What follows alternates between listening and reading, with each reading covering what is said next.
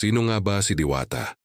Baka nakikita mo siya sa mga meme, sa mga viral videos o baka narinig mo na ang pangalan niya kahit saan. Siya si Deo Harito Balbuena pero mas kilala natin bilang si Diwata, ang may-ari ng sikat na Diwata Pares Overload. Galing sa probinsya ng Samar, sumuong siya sa iba't ibang pagsubok bago niya narating ang tagumpay.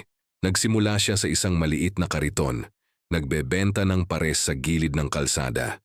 Pero dahil sa kanyang kakaibang diskarte, masarap na luto, at nakakaaliw na personality, sumikat siya ng husto. Mula sa simpleng paresan, ngayon ay dinudumog na ng mga tao mula sa iba't ibang lugar.